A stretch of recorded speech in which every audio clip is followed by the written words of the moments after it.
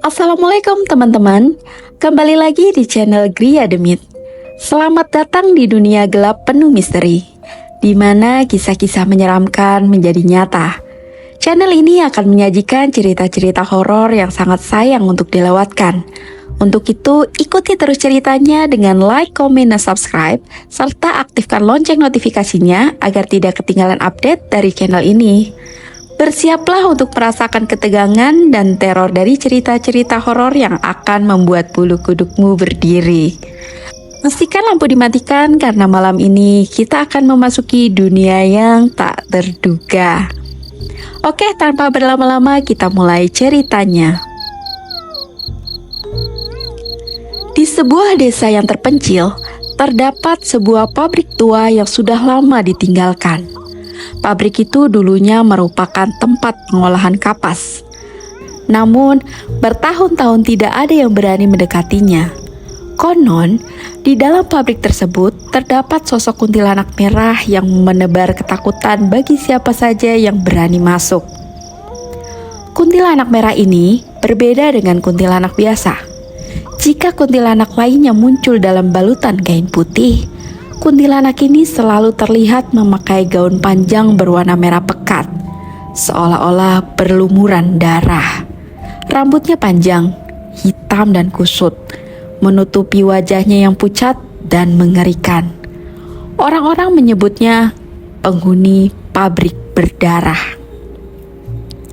Menurut cerita yang beredar, dulunya pabrik itu menjadi saksi bisu kecelakaan tragis yang merenggut nyawa seorang perempuan muda. Dia adalah pekerja di pabrik tersebut dan baru saja menikah.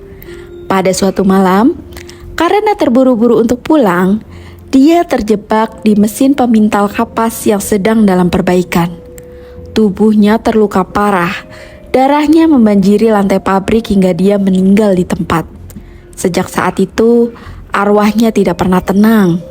Rasa sakit dan amarahnya berubah menjadi kutukan yang menyelimuti pabrik. Beberapa warga desa yang nekat masuk ke dalam pabrik untuk mencuri barang-barang bekas seringkali tidak pernah kembali. Ada yang hilang tanpa jejak, sementara yang selamat pulang dengan kondisi trauma berat. Hanya bisa bergumam ketakutan. Darah. Dia menginginkan darah. Warga yang berhasil kembali menceritakan hal-hal mengerikan yang mereka alami. Mereka mendengar suara tangisan dari sudut-sudut gelap pabrik, disertai bau amis darah yang menyengat. Ada yang melihat bayangan sosok perempuan bergaun merah, melayang di atas lantai, mendekati mereka dengan tatapan penuh dendam. Konon, kuntilanak merah itu hanya muncul jika mencium bau darah manusia. Semakin sering cerita ini beredar, semakin jelas bahwa kuntilanak merah bukan sekedar hantu yang menakutkan, melainkan arwah gentayangan yang lapar akan darah segar. Warga percaya dia membutuhkan darah manusia untuk mempertahankan kekuatannya dan menuntaskan dendamnya yang tak berkesudahan.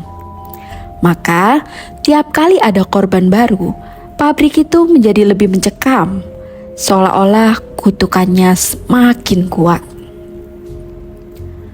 Suatu malam, seorang pemuda bernama Jaka yang tidak percaya akan kisah-kisah mistis memutuskan untuk membuktikan bahwa semuanya hanyalah mitos. Bersama teman-temannya, mereka berencana masuk ke pabrik itu. Dengan membawa lampu senter dan keberanian yang dipaksakan, mereka masuk melalui gerbang tua yang berkarat. Di dalam pabrik, suasana begitu sunyi. Hanya terdengar suara langkah kaki mereka yang berdebar. Bau karat dan kelembapan menyergap hidung mereka. Saat mereka semakin jauh masuk, Jaka tiba-tiba merasakan sensasi dingin yang menjalar di punggungnya. Dari sudut matanya, dia melihat bayangan merah yang melintas cepat. Teman-temannya mulai gelisah, namun Jaka bersikeras melanjutkan pencarian. Mereka tiba di sebuah ruangan besar yang tampaknya dulu adalah tempat mesin-mesin raksasa beroperasi. Di sini, Jaka dan teman-temannya mendengar suara samar tangisan, diikuti oleh suara lembut yang berbisik, "Darah, berikan aku darah." Tiba-tiba lampu senter mereka padam serentak. Kegelapan menyelimuti mereka. Dan dari kegelapan itu, muncul sosok perempuan bergaun merah dengan wajah yang hampir tidak terlihat, melayang di atas lantai. Sosok itu semakin mendekat, dan Jaka merasa seolah tubuhnya membeku. Dari balik rambut yang menutupi wajahnya, terlihat mata merah menyala penuh kebencian. Seketika itu juga, satu persatu teman Jaka mulai jatuh pingsan, dan hanya dia yang masih berdiri, meski kakinya gemetar. Kuntilanak merah itu berbisik dengan suara seram yang terdengar langsung di telinganya. "Kau akan memberiku darahmu." Jaka lari sekuat tenaga, meninggalkan teman-temannya yang tak sadarkan diri. Dengan napas yang tersengal, dia berhasil keluar dari pabrik dan berlari menuju desa. Saat ia menceritakan apa yang terjadi, tubuhnya gemetar hebat dan wajahnya pucat. Teman-temannya ditemukan keesokan harinya, namun mereka tidak pernah bisa menceritakan apa yang terjadi di dalam pabrik. Setelah kejadian di malam itu, Jaka terus dihantui oleh bayangan kuntilanak merah. Setiap kali dia menutup mata, dia bisa merasakan tatapan dingin dari sosok itu. Bayangan wajah kuntilanak dengan mata merah menyala dan gaun berlumuran darah tidak pernah hilang dari benaknya, meskipun dia berhasil melarikan diri dari pabrik itu. Teror itu sepertinya tidak pernah benar-benar berakhir. Teman-temannya yang ditemukan pingsan di pabrik sejak saat itu mengalami perubahan aneh. Warga desa yang menemui mereka mengatakan bahwa ketiganya seolah tidak lagi menjadi diri mereka sendiri. Mereka tampak selalu murung, matanya kosong, dan sering berbicara sendiri dengan bisikan-bisikan yang tidak dapat dimengerti. Salah satu dari mereka, Dani, bahkan seringkali terbangun di malam hari sambil berteriak histeris, "Jangan ambil darahku, tolong!" Jaka merasa bersalah dan putus asa melihat kondisi teman-temannya. Dia mendengar dari orang pintar di desa, Pak Kusdi, bahwa ada kemungkinan kuntilanak merah telah menandai mereka. Jika tidak segera dihentikan, kuntilanak itu akan terus meneror mereka sampai dia mendapatkan apa yang diinginkan, yaitu darah. Dan hal ini tidak akan berhenti sampai salah satu dari mereka menjadi korban. Pak Kusdi menawarkan bantuan untuk memutus teror itu. Dia menyarankan agar Jaka dan teman-temannya datang ke pabrik sekali lagi, namun kali ini dengan persiapan yang matang. Mereka harus membawa sesaji khusus seperti ayam hitam dan kemenyan untuk menenangkan arwah yang gentayangan, serta melakukan ritual tertentu untuk mengusir roh jahat. Meski ketakutan, Jaka merasa ini satu-satunya cara untuk menyelamatkan teman-temannya.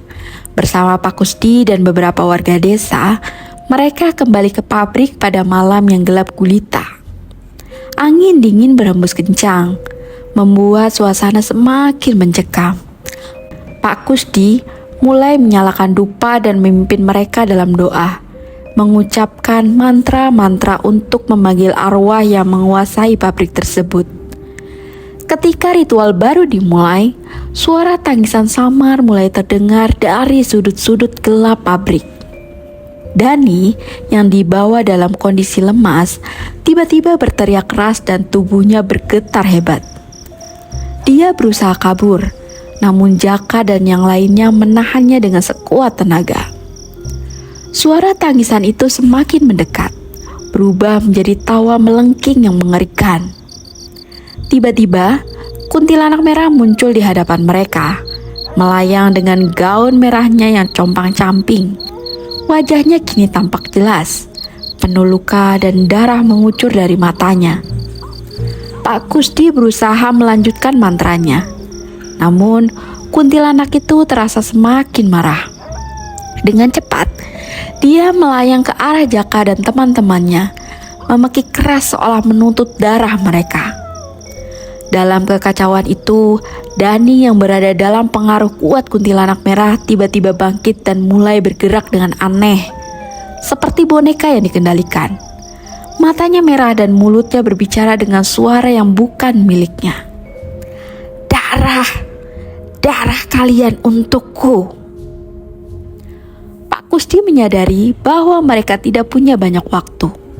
Dia mengambil sesaji yang sudah dipersiapkan dan melemparkannya ke arah kuntilanak merah, sambil mengucapkan doa dengan suara keras. Kemenyan menyebar di udara, dan sesaat kuntilanak itu tampak mundur, berteriak dengan nada melengking yang menusuk telinga. Namun upaya itu tidak cukup. Kuntilanak merah kembali menyerang dengan kekuatan lebih besar. Dan tiba-tiba Dani mulai meraih pisau tajam dari sakunya, berusaha menusuk dirinya sendiri. Jaka dengan cepat menahannya, namun perlawanan Dani begitu kuat. Dalam kepanikan, Jaka ingat pesan Pak Kusdi. Arwah itu butuh darah. Tanpa pikir panjang, Jaka mengambil pisau kecil dan melukai tangannya sendiri, membiarkan beberapa tetes darahnya jatuh ke lantai pabrik. Seketika, kuntilanak merah berhenti bergerak. Matanya menatap darah di lantai dengan rakus, dan dia melayang perlahan menuju darah yang menetes itu. Dengan cepat, dia menyerap setiap tetes darah yang jatuh, lalu memandang Jaka dengan tatapan dingin namun puas. Akhirnya, darah, bisiknya sebelum akhirnya menghilang ke dalam kegelapan. Keheningan menyelimuti pabrik. Dani kembali sadar. Tubuhnya yang tadinya keras seperti batu kini lemas tak berdaya. Pak Kusdi menenangkan Jaka yang terluka dan berkata bahwa ini belum berakhir. Meskipun mereka berhasil membuat kuntilanak itu pergi sementara, arwahnya belum sepenuhnya tenang. Dia akan kembali jika suatu hari merasa lapar akan darah lagi. Satu-satunya cara untuk benar-benar menghentikan teror ini adalah menemukan jasad perempuan yang tewas dalam kecelakaan bertahun-tahun lalu dan memakamkannya dengan layak. Malam itu, Jaka terlelap setelah hari yang penuh teror. Tubuhnya kelelahan dan pikirannya masih dipenuhi oleh sosok kuntilanak merah yang terus menghantuinya. Namun, di tengah tidurnya, ia mendapati dirinya terperangkap dalam mimpi yang terasa sangat nyata. Dalam mimpinya, Jaka berdiri di tengah pabrik tua yang sunyi, sama seperti malam ketika ia pertama kali masuk ke tempat itu. Namun, kali ini suasananya berbeda. Pabrik itu terlihat jauh lebih bersih, seperti sedang dalam kondisi beroperasi. Mesin-mesin kapas berputar dengan bunyi yang menderu dan para pekerja tampak sibuk beraktivitas. Jaka memperhatikan sekelilingnya dengan bingung. Ia melihat sekelompok perempuan muda yang bekerja di mesin-mesin tua itu. Tampak lelah, namun tetap bekerja dengan penuh semangat. Di antara mereka, ada seorang perempuan dengan wajah lembut dan senyum manis. Dia tampak berbeda dari yang lain, lebih ceria dan penuh harapan. Jaka merasa bahwa perempuan itu penting, jadi dia mulai mengikutinya. Perempuan itu terus bekerja, tampak bahagia dan sesekali tersenyum kepada pekerja lain. Namun, Jaka melihat bahwa ada seorang laki-laki yang terus mengawasinya dari jauh. Laki-laki itu berpakaian seperti mandor pabrik, dan tatapannya terhadap perempuan muda itu tampak mencurigakan. Hari demi hari berlalu dalam mimpi itu. Jaka melihat hubungan antara perempuan muda dan mandor itu semakin aneh. Perempuan itu mulai merasa tidak nyaman dengan perhatian yang berlebihan dari sang mandor. Suatu malam, ketika pabrik sudah kosong dan perempuan itu bersiap untuk pulang, Mandor itu mendekatinya. Wajahnya tampak gelap. Dengan senyum yang dipaksakan, dia mencoba mendekati perempuan itu dengan sikap yang mengancam. "Jangan takut, aku hanya ingin bicara," katanya dengan nada yang licik. Perempuan itu mundur, jelas ketakutan. Dia menolak permintaan sang mandor untuk bersama dengannya, dan itu membuat mandor tersebut marah. Dengan kasar, dia menarik tangan perempuan itu dan memaksanya untuk tetap tinggal di pabrik.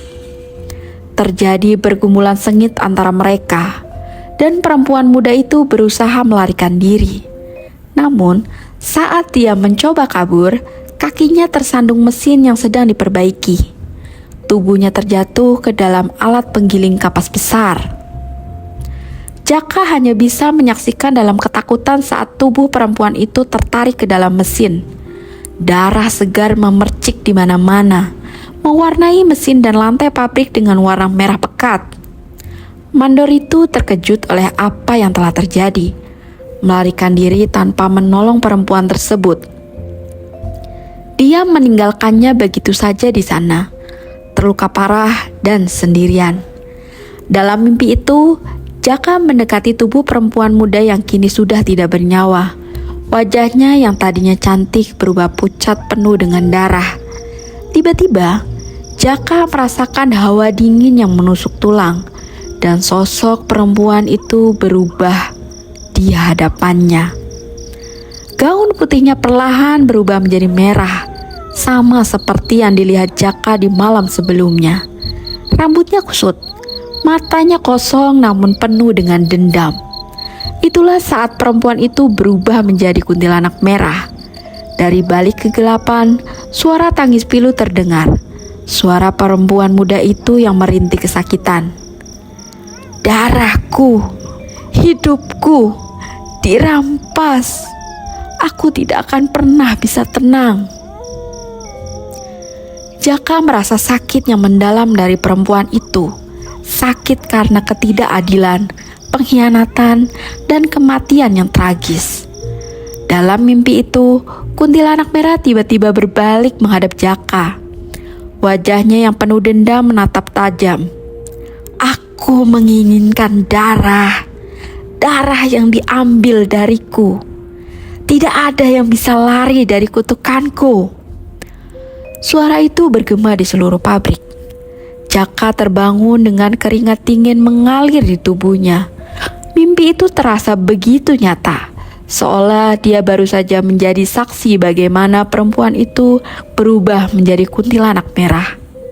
Dia sekarang tahu bahwa kematian tragis dan dendam yang mendalam telah mengubah perempuan itu menjadi sosok menakutkan yang terus menghantui pabrik.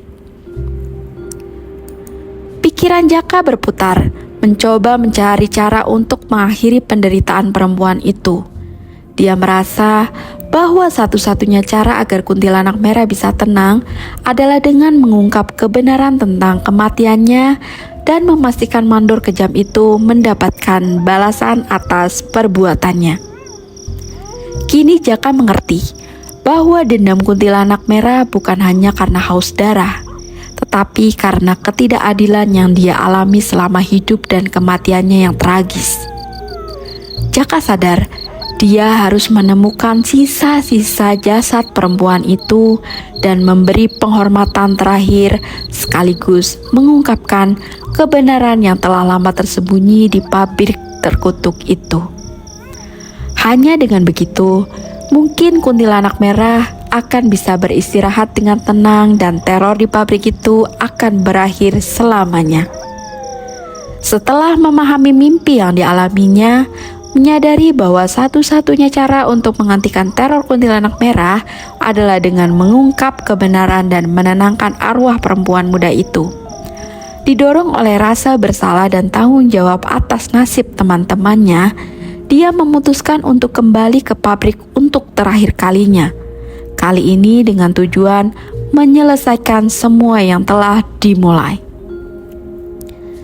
Dia meminta bantuan Pak Kusdi dan beberapa orang desa yang percaya dengan cerita-ceritanya. Mereka sepakat untuk menggali lebih dalam tentang masa lalu pabrik tersebut. Dari penyelidikan mereka, terutama bahwa mandor yang bertanggung jawab atas kematian perempuan muda itu dulunya adalah pemilik pabrik yang menggunakan kekuasaannya untuk menutupi kejadian tragis itu. Dia menghilang dari desa tak lama setelah pabrik ditutup, dan semua orang melupakan apa yang terjadi di sana hingga kutukan kuntilanak merah muncul. Malam itu, Jaka dan beberapa orang desa kembali ke pabrik dengan membawa sesaji dan peralatan untuk menggali. Pak Kusdi memimpin ritual untuk menenangkan arwah, sementara Jaka dan beberapa orang lainnya mulai mencari tempat yang kemungkinan menjadi lokasi jasad perempuan itu tertinggal. Setelah berjam-jam pencarian, mereka akhirnya menemukan tempat di bawah lantai pabrik yang dipenuhi dengan sisa-sisa mesin yang sudah rusak. Di sana, di antara puing-puing, mereka menemukan tulang belulang yang terkubur, tertutup oleh debu dan waktu. Jaka merasakan hawa dingin yang menyelimuti ruangan ketika mereka mengangkat tulang-tulang tersebut. Mereka meletakkannya dengan hati-hati di sebuah kain putih, siap untuk dimakamkan dengan layak. Pak Kusdi mulai membacakan doa-doa, sementara Jaka dan yang lain berlutut dalam keheningan. Namun, saat mereka bersiap untuk membawa jasad itu keluar, udara di dalam pabrik tiba-tiba berubah. Angin dingin bertiup dari kegelapan, suara tawa melengking bergema di seluruh ruangan. Kuntilanak merah muncul sekali lagi, melayang di hadapan mereka. Wajahnya dipenuhi amarah yang lebih besar dari sebelumnya. Sekarang kalian ingin menenangkanku setelah semua ini terjadi. Suara penuh kebencian. Darahku telah tertumpah. Hidupku telah dirampas. Siapa yang akan membayarnya? Jaka berdiri menghadapi kuntilanak merah itu dengan tenang. Kami tahu penderitaanmu. Kami di sini untuk memperbaiki apa yang telah salah. Mandor yang membuatmu menderita telah pergi, tapi kami akan memulihkan kehormatanmu. Dia menunjuk tulang belulang yang telah mereka temukan. Dengan menguburmu dengan layak, kami berharap arwahmu bisa tenang. Kuntilanak itu berhenti. Tatapan penuh kebencian di matanya perlahan berubah menjadi duka. Dia mendekat ke arah jasadnya yang ditemukan, dan seketika suasana menjadi hening. Tangis pelan terdengar, tidak lagi seperti tawa mengerikan yang mereka dengar sebelumnya. Kuntilanak merah itu tampaknya menatap tulangnya sendiri dengan kesedihan mendalam. Selama ini, aku hanya ingin kedamaian, bisiknya lirih. Tapi amarahku dan sakitku menahanku di sini. Pak Kusdi melanjutkan doa-doanya, dan di saat itu sosok kuntilanak merah mulai memudar perlahan. Sebelum menghilang sepenuhnya, dia menatap Jaka untuk terakhir kalinya. Terima kasih untuk akhirnya memberiku ketenangan. Sosok kuntilanak merah itu lenyap dengan sekejap, meninggalkan pabrik dalam keheningan yang dalam. Jaka dan yang lainnya merasa hawa berat yang sebelumnya menyelimuti tempat itu perlahan menghilang, tergantikan dengan ketenangan yang belum pernah mereka rasakan sebelumnya. Mereka membawa jasad perempuan itu keluar dari pabrik dan memakamkannya dengan layak di pemakaman desa. Upacara kecil dilakukan, dan arwah perempuan itu akhirnya mendapatkan penghormatan yang seharusnya. Dengan ini, teror yang menghantui pabrik tua tersebut berakhir untuk selamanya. Pabrik itu akhirnya ditinggalkan untuk selamanya, menjadi saksi bisu dari kisah tragis kuntilanak merah dan kedamaian yang akhirnya ditemukan setelah bertahun-tahun terkurung dalam dendam dan darah. Terima kasih sudah menyaksikan kisah malam ini. Ingat, tidak semua yang terlihat di dunia nyata bisa dijelaskan dengan logika. Dan jangan lupa di balik setiap sudut gelap ada misteri yang menunggu untuk ditemukan. Sampai jumpa di cerita horor berikutnya. Dan ingat, malam belum tentu sepi. Selamat malam dan tetap waspada. Akhir kata, wassalamualaikum warahmatullahi wabarakatuh.